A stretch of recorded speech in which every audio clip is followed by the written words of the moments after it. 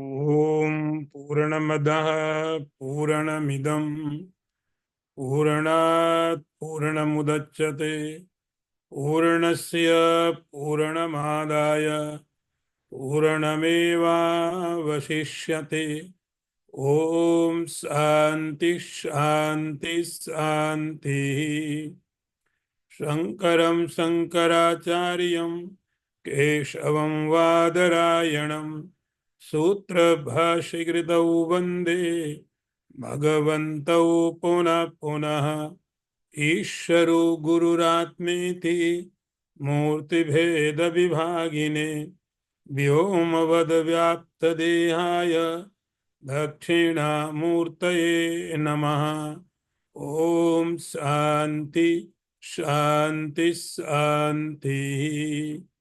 यो ब्रह्माणं विदधाति पूर्वं यो वै वेदांश्च प्रहिणोति तस्मै देवमात्मबुद्धिप्रकाशं मुमुक्षुर्वै शरणमहं प्रपद्ये। ओम शांति शांति शांति।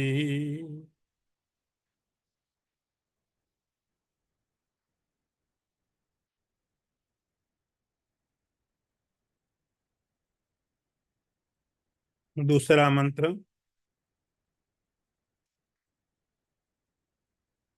कुर्वन्नेवेह कर्माणि जिजीविषेक्षतं क्षमः एवं त्वयि नान्यथे त्वस्ति न कर्म लिप्यते नरे। अर्थ देखिए, इस लोक में कर्म करते हुए 100 वर्ष जीने की इच्छा करे, इस प्रकार मनुष्यत्व का अभिमान रखने वाले तुम्हारे लिए इसके सिवा और कोई मार्ग नहीं है जिससे तुम अशुभ कर्मों से लिप्त ना हो जाओ। ईशावास्य उपनिषद हम लोग अध्ययन में कर रहे हैं। इसके जो प्रथम 2 मंत्र हैं, एक हमने जो लास्ट क्लास में किया और आज, ये दोनों ही मंत्र ऐसे आप समझ सकते हो पूरे उपनिषद का इसेंस है। पहले वाले मंत्र को आपको थोड़ा फिर ध्यान में लेना पड़ेगा, जहां लिखा था ईशावास्यम इदं सर्वम यत्किंचित जगत्याम जगत तेन त्यक्तेन भुंजीता मा गृधा कश्चित् धनम। इस मंत्र में 3 चीजें बताई गई थी। एक तो यह कि जो कुछ भी है आपका अनुभव, आप जिसको अनुभव करते हैं, जिसको संसार कहा जाता है, उस पूरे के पूरे संसार को आप परमात्मा से कवर कर दो, अर्थात सब परमात्मा का प्रकटीकरण है, ऐसा समझना पड़ेगा।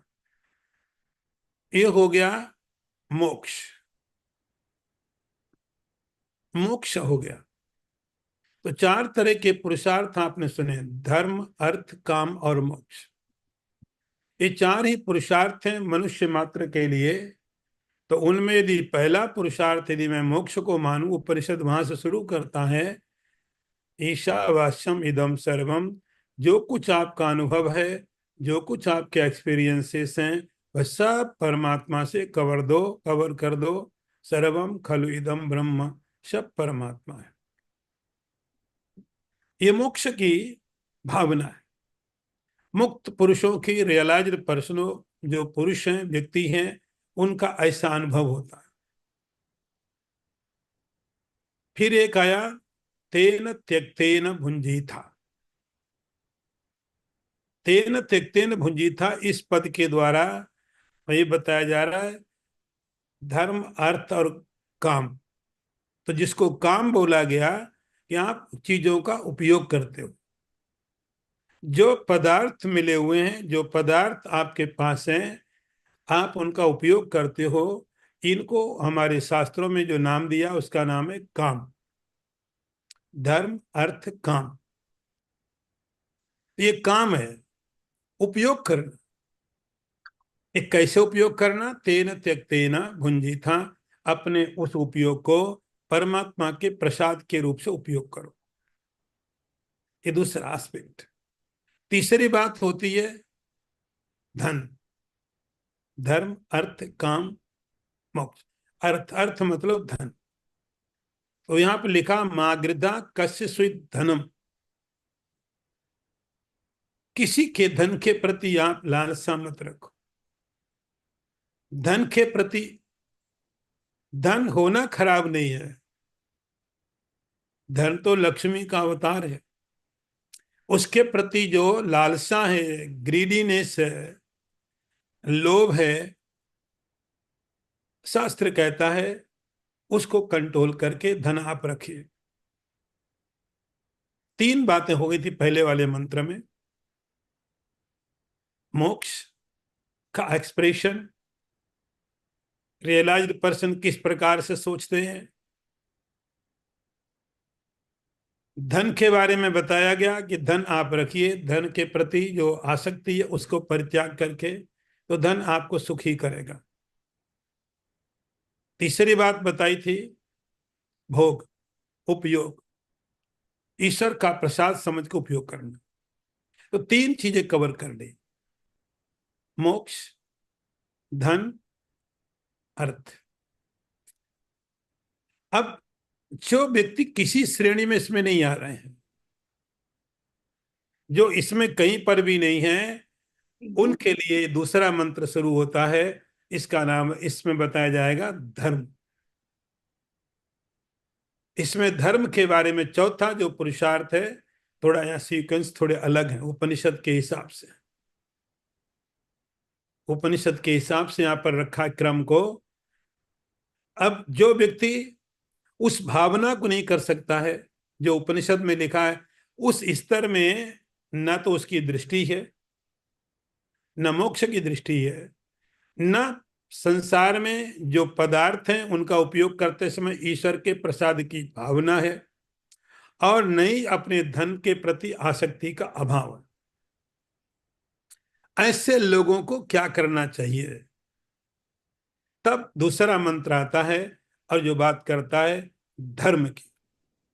कुर्वन् नेवेह कर्माणि जिसे भिषे क्षतम समा।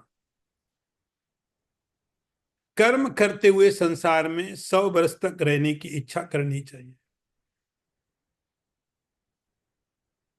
100 वर्ष तक। 100 वर्ष शास्त्र कहता है कि मनुष्य की जो आयु होती है उसको 100 साल के लिए माना जाता है।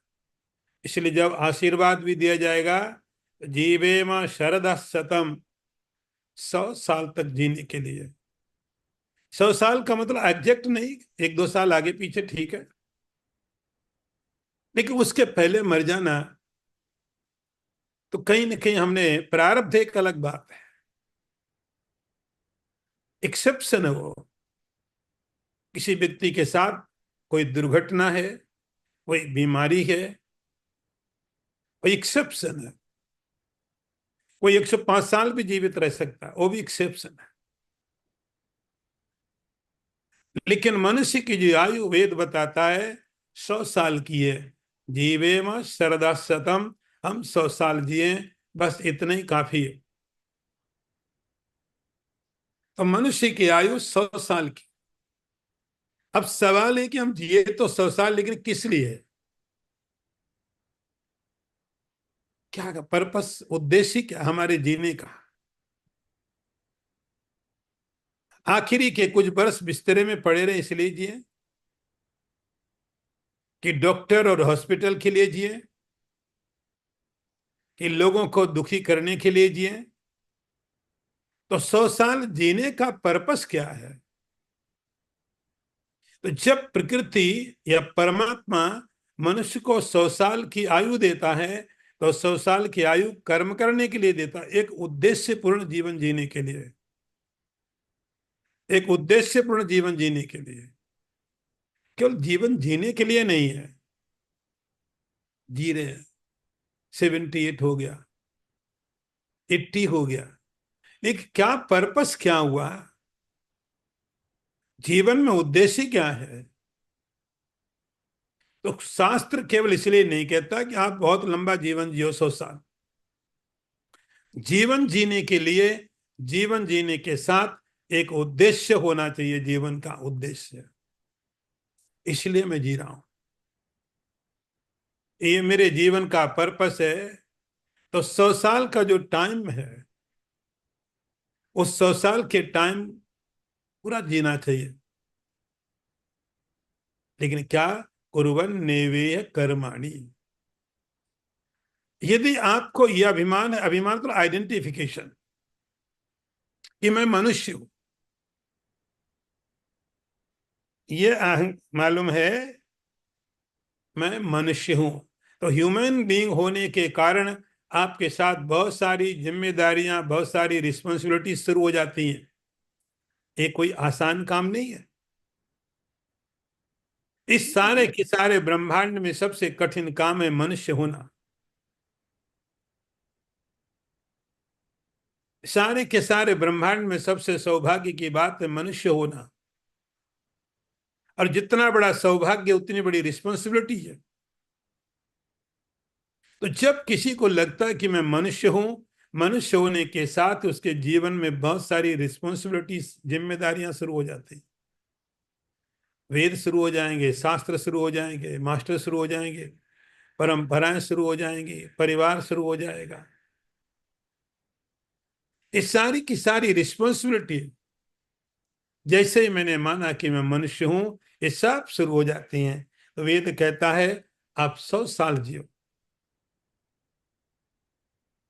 लेकिन जीवन के प्रति कोई उद्देश्य होना चाहिए। जीवन के लिए एक उद्देश्य होना चाहिए। और उद्देश्य क्या होना चाहिए? कुर्वन् नैवेह कर्माणि। आप स्वस्थ रह करके, कर्म करते हुए, कर्म करते हुए, ये नहीं कि हम जी रहे हैं और हमारे जीवन के साथ इतने सारे लोग परेशान हो रहे हैं, हम उठ ही नहीं पा रहे हैं। हम कर्म करते हुए, और कौन से कर्म? तो जब शास्त्र कहता है कर्म करने के लिए, तो वो कर्म नहीं करता जो हम अपने आप करते हैं। हमको भूख लगती है, हम भोजन करते हैं। इसमें शास्त्र को बोलने की क्या जरूरत है? प्यास लगती है, पानी पीते, नींद आती है तो सो जाते हैं। हम पैसे कमाने के लिए हजार तरीके ढूंढते हैं, रोटी कमाने के लिए हजार तरीके ढूंढते हैं। इसमें शास्त्र की कोई जरूरत नहीं। शास्त्र इसमें पढ़ता भी नहीं है। शास्त्र कहता है आप अपने कर्म को कर्म योग बनाओ। जो भगवान ने यही सब थॉट लेके भगवान ने गीता में बातों को रखा हुआ है, कुर्वन् नैवेह कर्माणि। तो शास्त्र, वेद, उपनिषद एक कहता है कि आप अपने कर्म को करते समय ऐसे कर्म करिए, आपको जब कर्म करने के बाद ऐसा लगे मैंने कुछ अच्छा किया। कर्म करने के बाद आप अपने आप को पूछो कि जो मैंने किया है वो सही किया कि नहीं। आपसे ज्यादा अच्छा बताने वाला कोई आपको नहीं है। आप अपने राग को, द्वेष को, घृणा को हटा के पूछना। कर्म करने के बाद आपका मन बताएगा आपने जो कर्म किया है वो पुण्य है। कर्म करने के बाद आपको आपका मन बताएगा कि ये पाप किया है।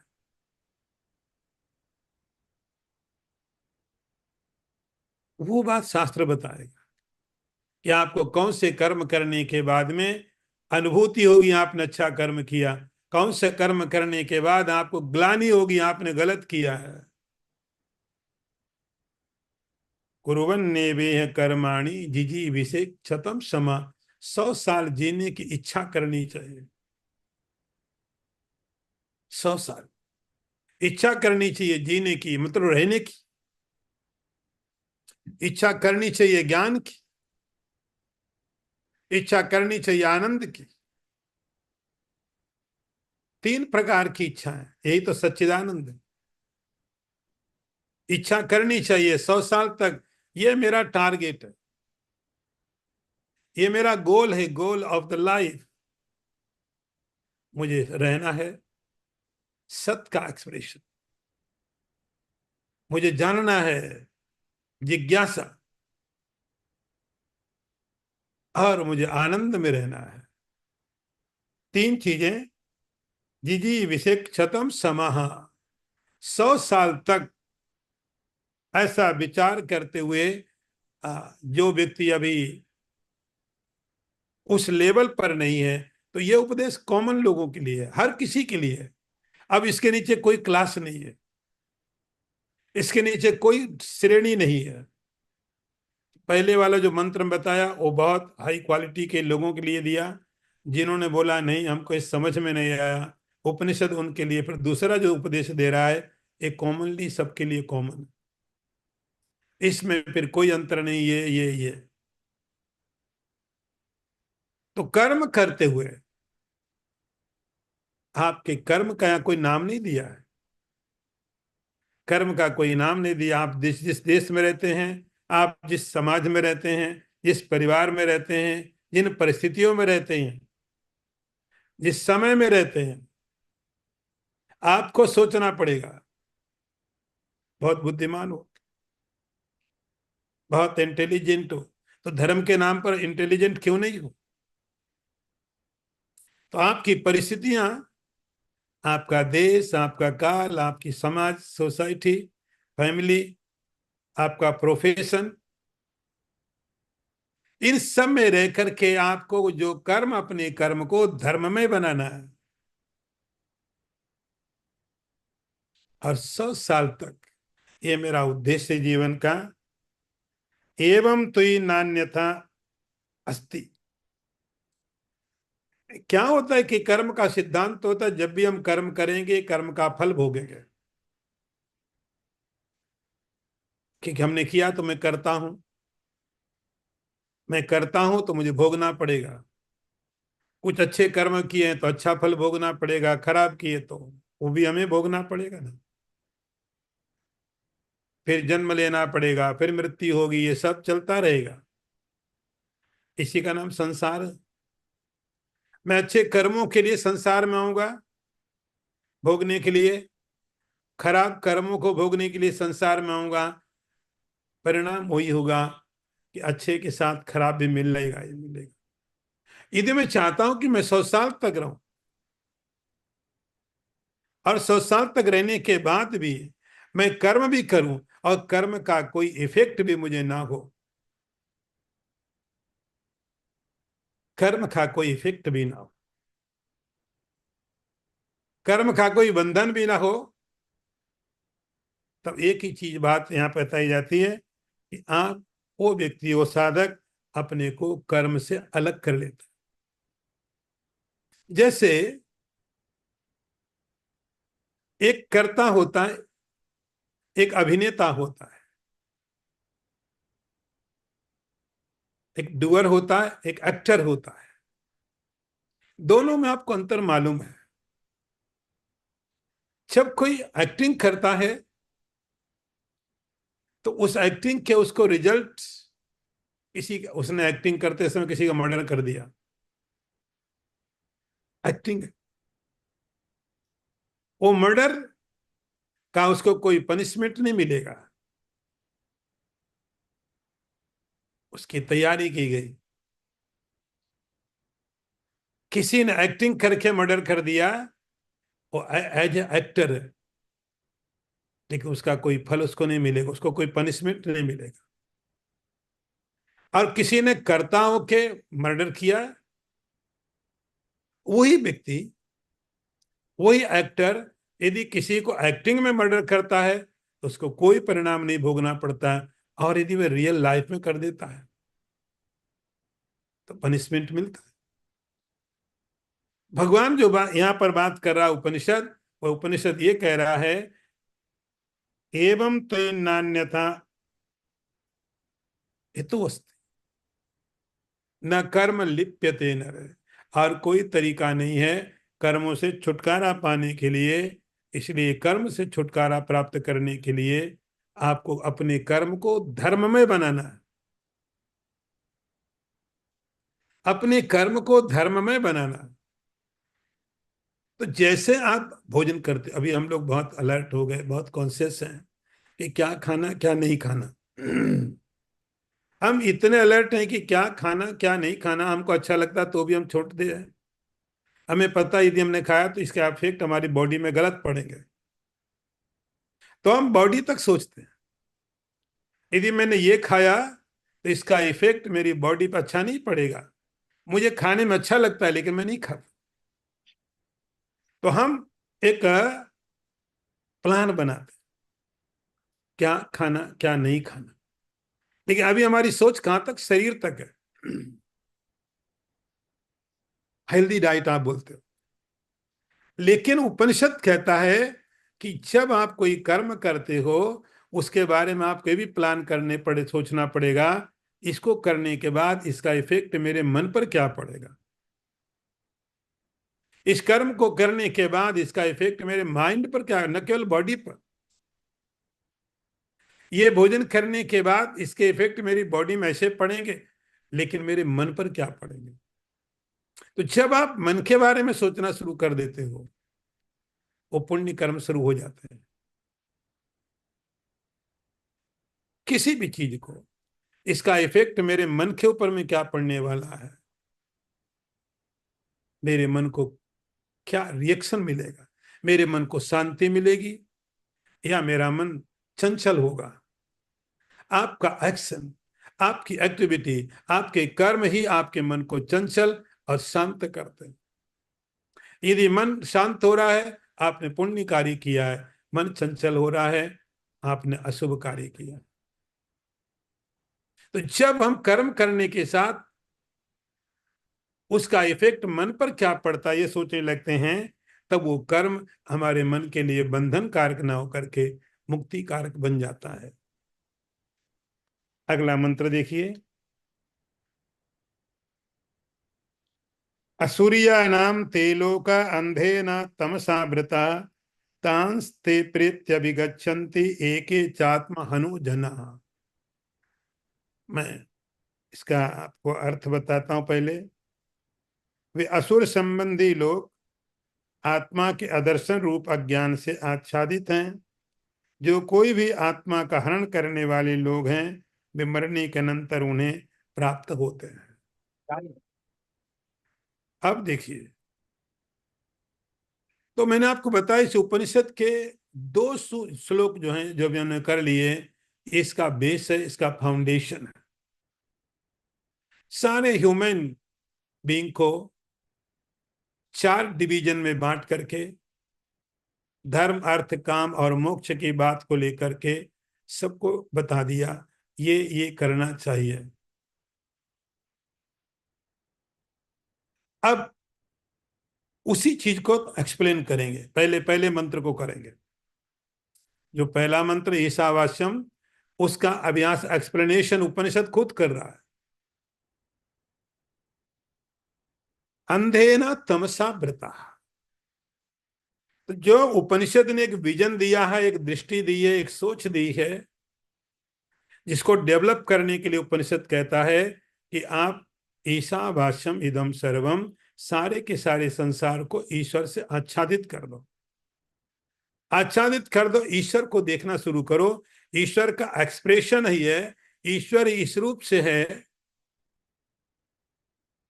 ये विजन धीरे धीरे धीरे धीरे, जैसे आप गंगा को देखते हो तो आपको लगता है गंगा गंगा ईश्वर का स्वरूप है, थोड़ी ज्यादा ईश्वर की सत्ता उसमें दिखाई पड़ती है।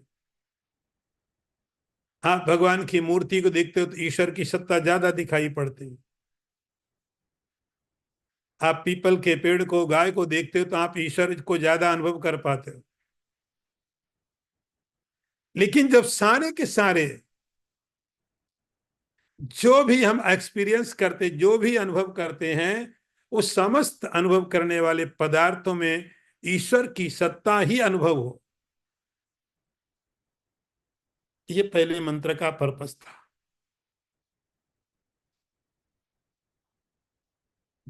और यदि अनुभव नहीं होता है तो क्या बोलते हैं, अज्ञान।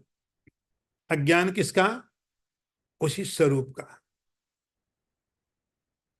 उसके बाद क्या होता है, तो इस मंत्र में ज्ञान की महिमा, ग्लोरिफिकेशन ऑफ द नॉलेज, और अज्ञान की निंदा, ऐसा समझ सकते हैं अज्ञान को,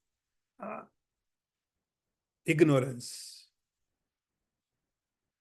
तो जब यहां पर ज्ञान और अज्ञान की बात की जाए तो आप केवल एक ही बात समझना, ये आत्मा के ज्ञान की और आत्मा के अज्ञान की बात की जा रही है, किसी पदार्थों की बात नहीं की जा रही है। तो जिस व्यक्ति के पास वह विजन नहीं है जो पहले मंत्र में बताया गया, तब क्या होता है? असुरिया नाम ते लोका, वे लोग मरने के बाद, उपनिषद ने एक शब्द यहां यूज किया है, इसका नाम रखा आत्महन। आत्महन का मतलब होता आत्मा को मारने वाला। आत्मा को मारने वाला ऐसा मतलब होता, उसका अनुवाद ट्रांसलेशन है। तो हम जब देखते हैं सुसाइड, और सुसाइड को हम ट्रांसलेट करते हैं आत्महत्या के रूप से, कि किसी ने सुसाइड कर लिया, तो हम उसको अनुवाद करते हैं, हम समझते हैं उसने आत्महत्या कर ली। उपनिषद बहुत अलग तरीके से बात करता है। किसी व्यक्ति ने शरीर को खत्म कर दिया, वो आत्महत्या नहीं है, वो शरीर हत्या। उसने अपने शरीर को खत्म कर दिया, उसकी अपनी परिस्थितियां होंगी, उसको अपना फ्यूचर का प्लान होगा कि ये शरीर छूटने के बाद आगे सुखी हो जाऊंगा। तो जिसको हम आत्महत्या बोलते हैं, सुसाइड बोलते हैं, उपनिषद कहता है नहीं, वो सुसाइड नहीं होता, वो आत्महत्या नहीं है, वो शरीर हत्या है। शरीर को मार दिया उसने। जैसे कोई व्यक्ति अपनी आंखें फोड़ दे, कोई अपना हाथ काट ले, तो पार्शली हम शरीर को नुकसान कर सकते हैं, या हम पूरी तरह शरीर को डिस्ट्रॉय कर सकते हैं। तो शरीर की हत्या है, आत्मा की हत्या नहीं है। यहां आत्महत्या की जो डेफिनेशन उपनिषद देता है वो बहुत अलग है। जो लोग आत्महत्या करेंगे, आत्महत्या करने के बाद उसके जो कर्म है अगले जन्म में फिर मिलेंगे, फिर शरीर नया मिल जाएगा। दुख जहां छोड़े थे वहीं से शुरू हो जाएंगे, सुख जहां छोड़े थे वहीं से स्टार्ट हो जाएंगे। कितने बार भी शरीर की हत्याएं कर ले कोई, अपने कर्मों से कैसे पीछा छुड़ाएगा? आत्महत्या करना कर्म को समाप्त करना नहीं होता। तो जिसको हमने आत्महत्या बोला है, उपनिषद कहते आत्महत्या नहीं, शरीर की हत्या है। एक और पाप कर लिया कि परमात्मा ने शरीर दिया, इस शरीर का सही करो, पिछले जन्म के जो गलत पाप है उनको खत्म करो, एक नया अध्याय शुरू करो। लेकिन शरीर को मारने के बाद वो आत्महत्या नहीं है। जैसे ही प्रेत्य, यहां लिखा प्रेत्य, प्रेत्य का मतलब मरने के बाद। तो कोई आत्महत्या सुसाइड करके मरे, या कोई सुसाइड करके नहीं मरे, सही मर जाए, 100 साल 200 साल जिए, जितना भी लंबा जीवन हो, उस जीवन को जीने के बाद अब यदि कोई मर गया, मर गया, मरना तो पड़ेगा ही, तब क्या होता है उसका? तब कहते हैं असुरिया नाम ते लोकः, ऐसे लोग ऐसे लोकों में जाते हैं जिनका नाम असुरिया है। उपनिषद की अपनी भाषा है, उपनिषदों की अपनी भाषा है। असुरिया का मतलब असुर संबंधी। आपने सुना लंका में रावण रहता है, रावण की फैमिली रहती है, कुंभकर्ण रहता है, और ऐसे बहुत सारी जगह हैं जहां राक्षस लोग रहते थे, पाप करते थे। उपनिषद कहता है हर वो व्यक्ति जिसने इस बात को रियलाइज नहीं किया, जो मंत्र के पहले पहले लाइन में मैसेज दिया गया था नहीं किया, हर वो व्यक्ति मरने के पश्चात ऐसे लोगों को जाता है जो असुर संबंधी है। यहां असुर का मतलब होता है राक्षस नहीं है। हमने तो राक्षसों को यूं ही बदनाम करके रख दिया है। रावण को बदनाम कर दिया, कुंभकर्ण को। असुर का मतलब होता है जो लोग इंद्रियों के पदार्थों में ही लगे रहते हैं। असुसु इंद्रियासु,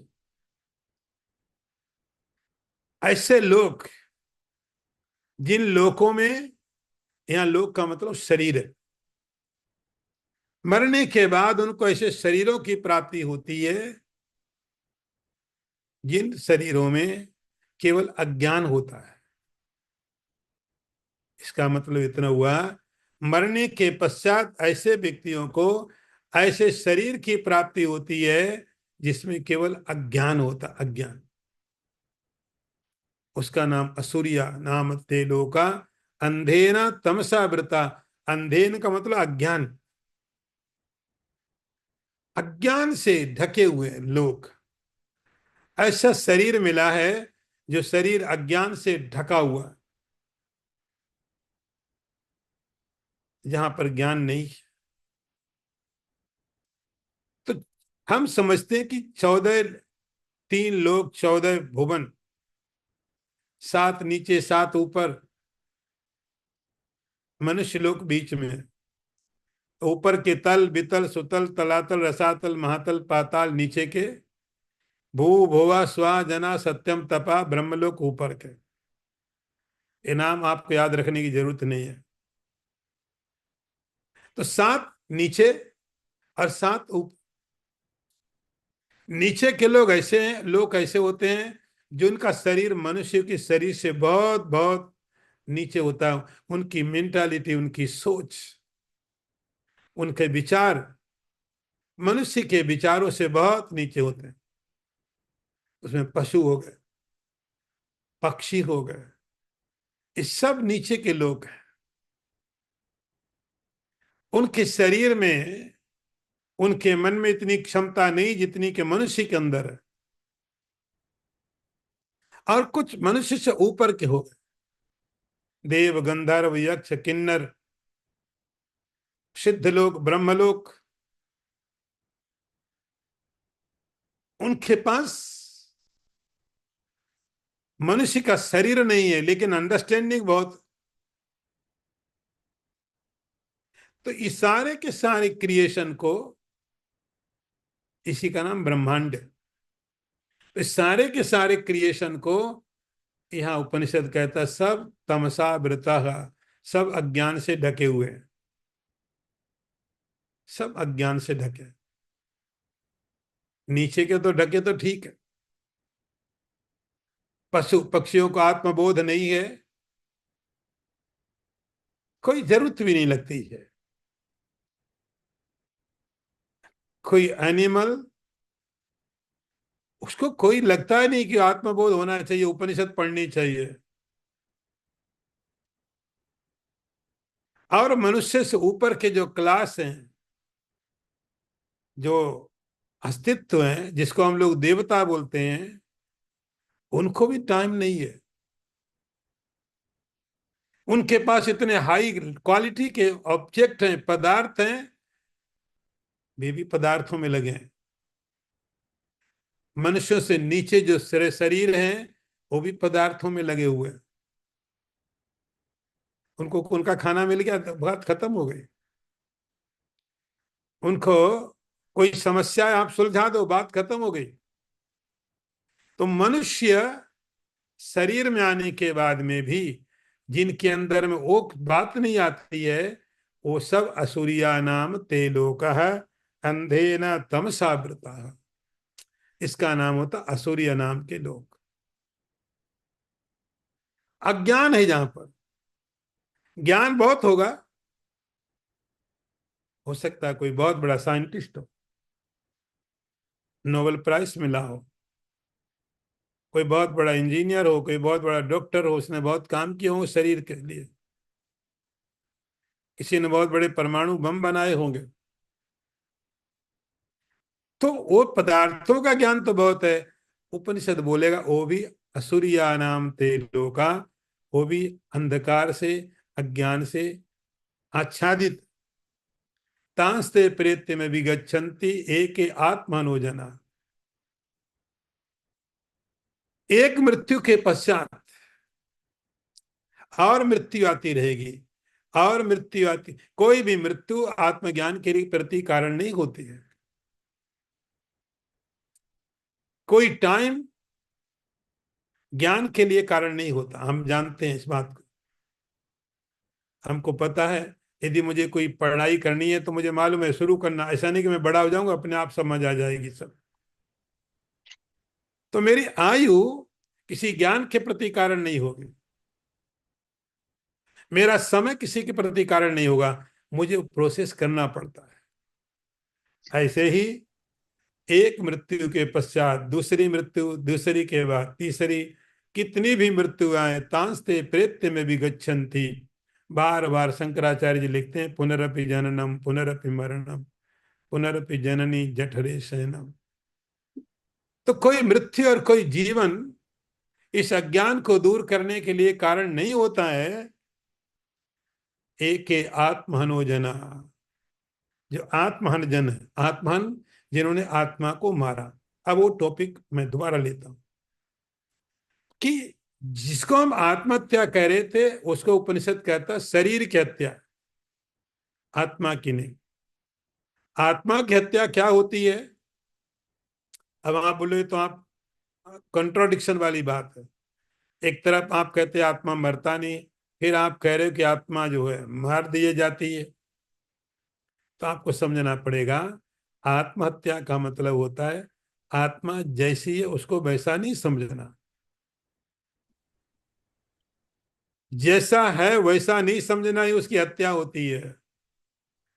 तो ये आत्महत्या करने वाले लोग, आत्म अज्ञानी लोग बार बार आकर के इस संसार में फिर जन्म लेते हैं, फिर मरते रहते हैं, फिर जन्म लेता फिर मरना, और एक क्रम हमेशा चलता रहता है। कब तक चलता रहता है? जब तक ये अज्ञान है तब तक।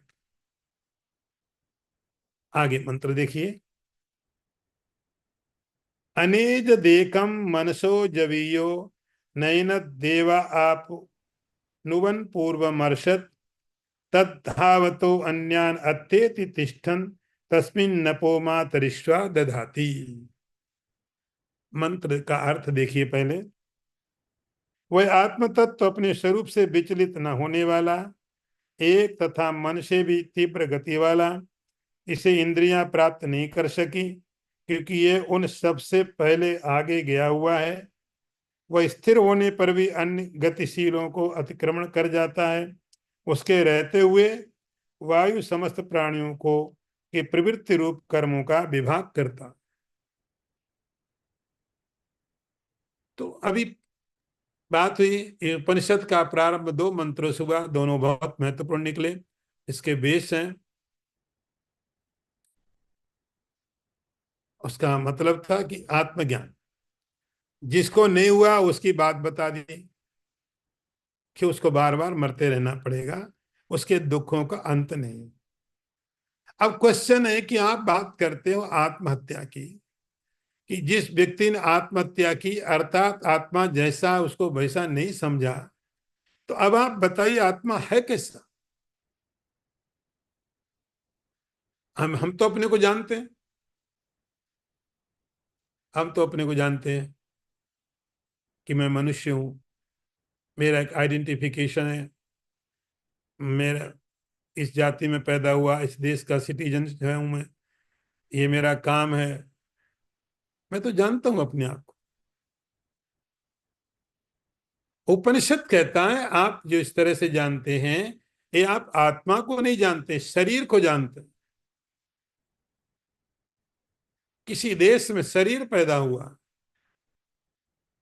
किसी परिवार में एक शरीर ने जन्म लिया, तो आप जो जानते हैं अभी, वो शरीर को जानते हैं, आत्मा की तरह।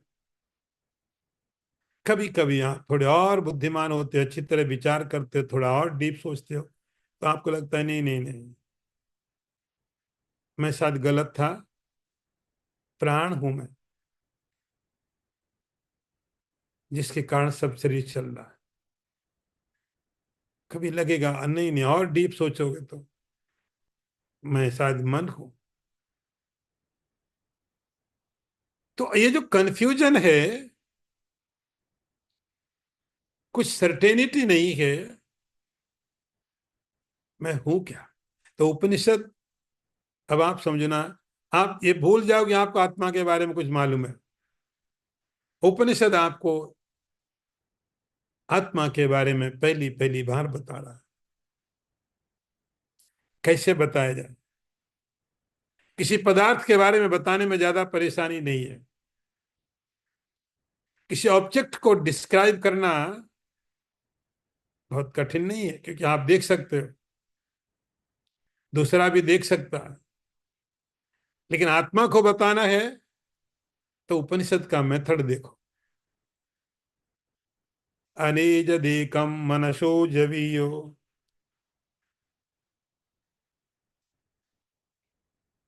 पहली बात, आत्मा के बाद अभी तक जो आत्मा को समझा आप छोड़ दो। अनेजद, ये आत्मा चलता नहीं है, हिलता नहीं, इसमें कोई कंपन नहीं, कोई वाइब्रेशन नहीं। पहला एक डेफिनेशन आत्मा के बारे में, पहला एक लक्षण जो दिया है उपनिषद ने, अनेजद, इट इज नॉट मूविंग, चलता नहीं। इसके कारण सब कुछ चलता है, ये नहीं चलता। जैसे आप देखोगे पृथ्वी घूमती है, पृथ्वी घूम रही है, कभी कभी अर्थक्वेक होते हैं और ज्यादा घूमती मालूम पड़ जाती है सबको। लेकिन आपको मालूम है कि धरती घूम रही है, धरती में कोई मूवमेंट दिखाई पड़ सकते हैं, पानी में कोई क्रिया दिखाई पड़ सकती है, अग्नि में कोई एक्टिविटी दिखाई पड़ेगी, वायु मूव करता है। लेकिन स्पेस, स्पेस तो मूव नहीं करता है कि ये स्पेस पहले वहां था, आजकल यहां कैसे आ गया। स्पेस पहले तो बोले यहां पर रहता था यार, आजकल स्पेस यहां से मूव करके कहीं और चला गया। स्पेस नहीं मूव कर सकता, सब चीजें स्पेस में मूव कर रही है। पृथ्वी घूम रही है क्योंकि स्पेस है,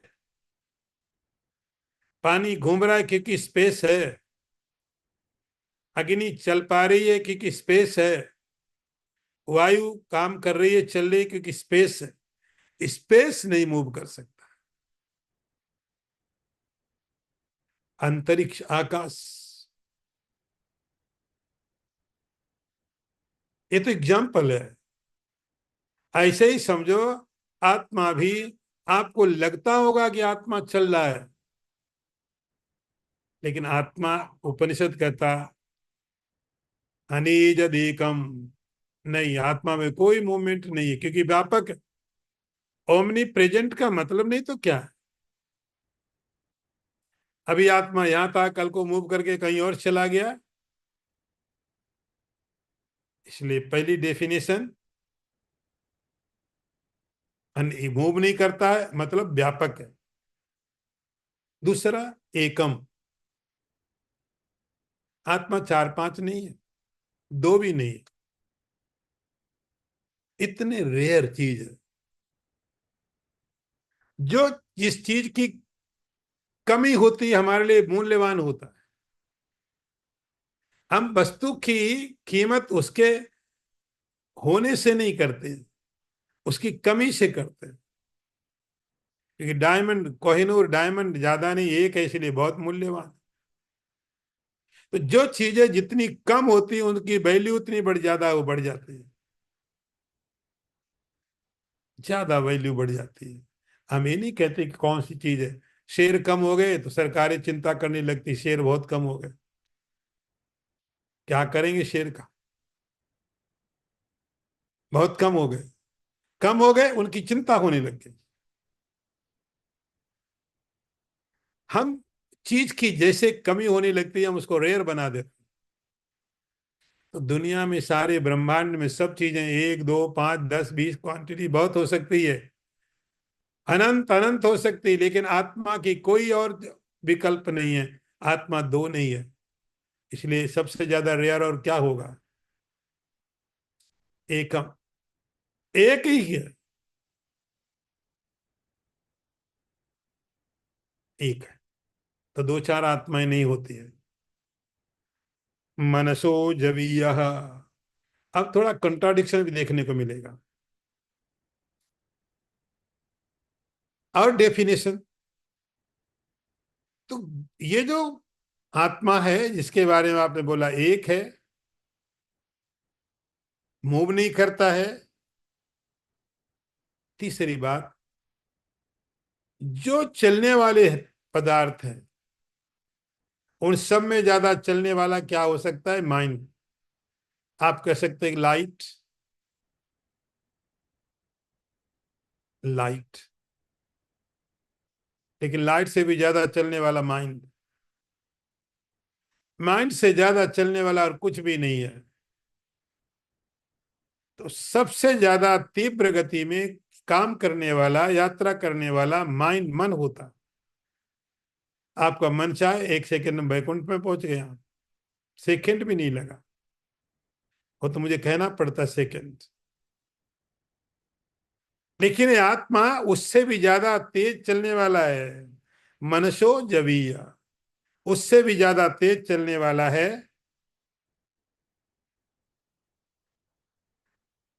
क्या मन जाएगा, आत्मा पहले से बैठा हुआ है। चलने का मतलब है जहां कहीं भी मन जाए, जहां कहीं भी मन जाए, जहां कहीं भी थॉट प्रोसेस जाएगा, आत्मा तो पहले से बैठा हुआ है वहां। मनसो जविया, मन से भी ज्यादा तेज यात्रा करने वाला है। नैन देवा आपनुवन पूर्वम हर्ष। और देवा मतलब इंद्रियां, इंद्रियां इस इस आत्मा को जिसकी बात की जा रही है इसको प्राप्त नहीं कर पाती है।